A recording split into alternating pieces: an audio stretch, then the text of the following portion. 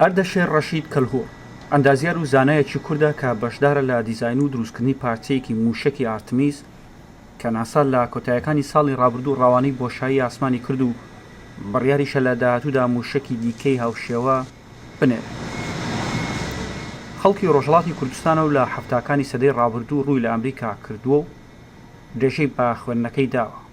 هاتم لە ئەمریکایش چین بە زانکۆیە یونیڤرسیتی ئۆف ئیلینۆی لە شامپاین ئوربانا دەرسی فیزیک و مهندسی مکانیک یا ئەندازیاری مکانیک فێربووم خواندم و حدود 40 ساڵە ئیسا من لە ئینداستری ئێروسپیس و ئینداستریال market I've been designing products.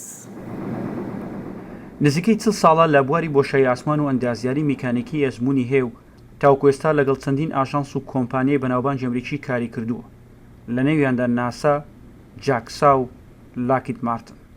لاکید مارتن یەکێکە لەو 4 کۆمپانیایی کە بەرپرسن لە دروستکردنی موشکی ئارتمیس. کۆمپانیاکە ئەردەشێریش بەرپرسە لە دروستکردنی ڤالڤێک یاخود شێرەیەک کە بۆ کۆنتڕۆڵکردنی جوڵەی نائاسایی سری موشەکەکە واتە ئۆراین پێویستە. لاکید مارتن بەگەل منە تەماس کرد کە ئەوان بە من ئەتیاجیان هەیە کە ئەم دەریچەی لە ئەم دیڤایسە مجدداً بۆیان بسازم، ولی من ئەو موقع شرکەتی خۆم نەوە فقط طراح بووم وەتن هیچ ئیشکالێکی نییە، ئیمە یارمەتی دەیم کە تۆ بتوانی شرکەتەکەی خۆ دروست بکەی هەرچی کە ئەتیاجت هەیە لە نەزەرە ئیکوپمنت و ئەمانە. ناسا و لاکید مارتن یارمەتیدان و ئیمە ئەمڕۆژێ لابە دروست کردی من و شروع کردیم بە تۆلیدکردن ئەو قەتەعاتە کە لاکید مارتن ئەتیاجی داشت. نەقش ئەو ڤالڤە ئەوەسە کە فشار یا پرەشەرە سیستەمە ریاکشن کنترۆل سیستەم کە بوو مانۆڤردایەنە ڤیەکڵە ئۆراین لە فەزا کۆنترۆل بکەیت و یەک قەتەی زۆر پیچیدە است لە نەزەرە ساخت و کار و ئیش زۆر پیچیدە است، ولی خۆشبەختانە ئیمە تا ئێستا توانستیمە بە موافقەت ئەو ڤالڤەی لە ئەو دەریچەی لە دروست بکەین و ئێستا تا ئارتمیس 6 و 7 و 8 مە بەگەڵ لاکیدا قەرارداد بەسایمە و مهمتر لەوەسە کە ئەگەر تواو مسافرەت چیان و هاتن هەمووشی نۆرمال بود، هەمووشی طبق عادی رفتار بکەیت، احتیاجی بە ئستیفادەکردن لە ئەی ڤالڤە نییە، چون ئەم ڤالڤە یک ڤالڤە ئێستراریە. ئارتمیس لە مەسیر و جهات خۆی دوور بکافێدن و عنوان فشاربان یا پسیانبان ئەم ڤالڤە شکێت و ئەو فشارە یا ئەو پرەشەرە تەنزیم کرد کە مجدداً بکەفێتە سەر ڕێ مستەقیمی کە قەرارە مەسیری بودن و هەدەفی و ئامانجی بودن بچون. تاوەکو ئێستا کۆمپانیاکە ئەردەشێر ئەم جۆرە ڤالڤەی بۆ موشکی ئارتمیس 1 و 2 3 و 4 و 5 دروست کردووە و ڕادستی لاکید مارتن و ناسای کردووە. بڕیاریشە لە داهاتوودا بۆ ئارتمیس 6 و 7 و 8 هەمان ڤالڤ دروست بکات. ئەمە ئەو ڤالڤەیە کە ئەندازیارە کوردەکە دیزاینیان کردووە و لە کۆمپانیاکەی ئەو RDI Engineering دروست کراوە و ئەم پارچانە کە 3 پارچەن ئەمانە لە ڕێگای لاکید مارتن کە کۆمپانیایکی دیکەیە لەگەڵ ناسا کارەکات لە ئۆراینی ئارتمیس بەکاریان هێناوە، لە سەرڤیس مۆجوڵەکەشیان بە هەمان شێواز بەکاریان هێناوە. کاری ئەمە چییە؟ ئەگەر بە کوردی و بە کورتی باسی بکەم، کاری ئەمە کۆنتڕۆڵکردنی پەستانە.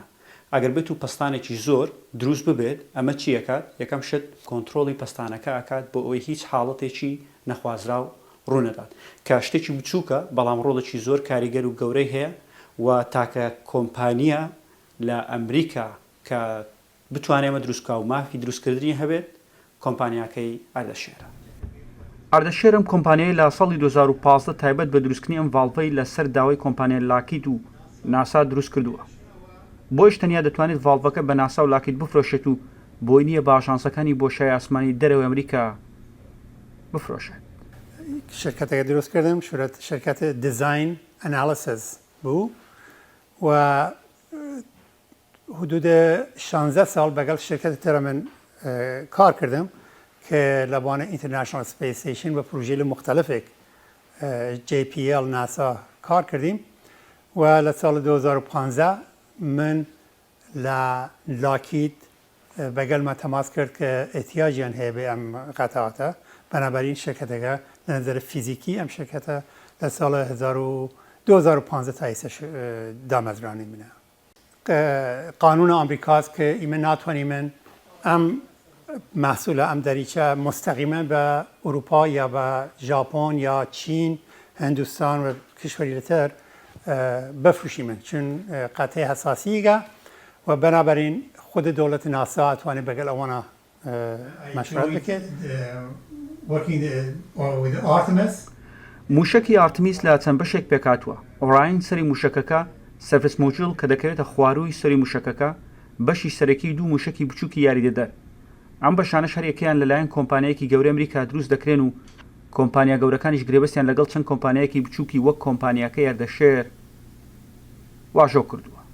4 کۆمپانیای مهم لە سطح بان بهیانن پرایم کانترکتر هست. لاکیدا که مسئول سازین اوراینا، یوروپیان سپیس ایجنسیه ایسا که مسئول درست کردن سرویس ماجلگه است، بوینگ که مسئول ساختن کور استیج راکت کور استیج او که زرده او بوینگ درسته که و بوست راکت کان که هانشان آرتمیس هانشان کور استیج نورتن گرومن درست که ئەردەشێر لەلایەن ناسا بە مشکی متمانە پێکرا و ناسراوە، واتە دەتوانێت هاوکێشە قوڵ و ئاڵۆزەکانی بۆشایی ئاسمان شیتەڵ بکات. خاوەن چەندین داهێنانی دیکەی زانستیە، لە نێویاندا فڕنی گەرمکردن، سارکردنەوە و پوختەکردنی مادەی ئاسنی ئاسایی تاوەکو بتوانرێت لە دروستکردنی موشک و فڕۆکەی ئاسایی جەنگی بەکاربهێنرێت. پەیامیشی بۆ گەنجانی کورد ئەوەیە بە دوای زانست و زانیاریدا بگەڕێن. پیامم با تو گنجیل کورد مثلا که بیشتر با علم فیزیک ریاضیات توجه بکن چون حقیقتا او یک زبان بین المللی و جهانیه، حتی زبان کهکشانیه. علم لهر کو جهان او علم انسان لتوانه استفاده بکیدن. لە سەراستی نێخۆیی کالیفۆرنیا بەرپرسانی ئەمریکا و ئەندامانی کۆنگرێس کە نوێنەراتی کالیفۆرنیا دەکەن لە نێویاندا جودی چۆی سەردانی کۆمپانیەکە ئەردەشێریان کردووە و شانازی پێوە دەکەن. هاوکات لەلایەن خودی ناسا و کۆمپانیای لاکید مارتنیش بەهۆی بەشداربوونی لە دروستکردنی پارچەیەکی موشکی ئارتمیس خەڵاتی تایبەت و ڕێزلێنانی پێبەخشراوە. دیارکردە ڕوودا و کالیفۆرنیا. ئۆرایەن تا ئێستا هیچ کەسێک تاوەڕێ بەدووری